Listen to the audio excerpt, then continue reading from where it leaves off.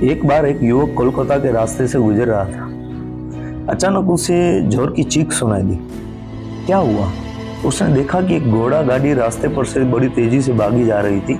घोड़ा जितनी तेजी से हो सके उतने वेग से भागा जा रहा। किसी चीज से घबराकर घोड़ा इतनी तेजी से भाग रहा था कि एक महिला जो इस गाड़ी पर सवार थी वो भी बुरी तरह घबराई हुई थी। वो बहुत संकट में थी क्योंकि किसी भी क्षण वो घोड़ा गाड़ी पलट सकती थी।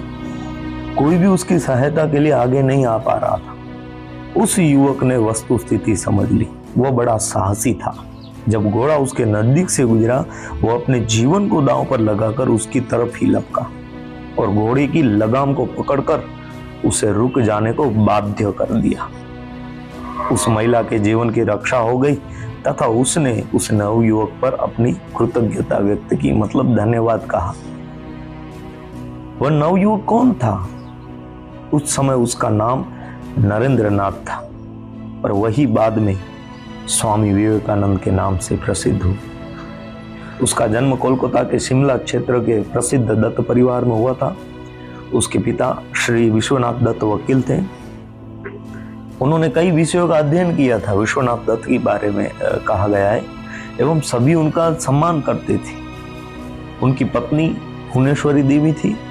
वे दिखने एवं व्यवहार में एक रानी के समान गरिमामयी थी। सभी उन्हें स्नेह एवं आदर करते थे। 12 जनवरी 1863 को उन्होंने प्रथम पुत्र को जन्म दिया। उसका नाम रखा गया नरेंद्र नाथ। नरेन बड़ा नटखट बालक था और कभी कभी भुवनेश्वरी देवी उसे संभालने में असमर्थ हो जाती थी। परंतु उन्होंने यह देखा कि जब नरेन अत्यधिक चंचल हो जाता था तो यदि उसके सिर पर ठंडा पानी डालते हुए उसके कान में शिव का नाम सुनाया जाए तो वह एकदम शांत हो जाया करता था। इसलिए अनेकों बार उसे नियंत्रण में लाने के लिए वे इस युक्ति का इस्तेमाल करती थी। बालक नरेन ने अपनी माता से बहुत सी बातें सीखी थी और उनकी माता उसे महाभारत तथा रामायण से अनेक कहानियां सुनाया करती थी। नरेन को राम विषयक कहानियां सुनना बहुत अच्छा लगता था। उसने राम सीता की मिट्टी की एक युगल मूर्ति भी खरीदी और फूलों से उसकी पूजा करनी शुरू कर दी। एक बार वह केले के उद्यान में इस उम्मीद में बहुत समय तक बैठा रहा कि उसे हनुमान जी के दर्शन प्राप्त होंगे, क्योंकि उसने कहीं सुन रखा था कि राम के इस वीर भक्त को ऐसा स्थान अत्यंत प्रिय है। उसे ध्यान में मग्न होने वाला खेल भी प्रिय था।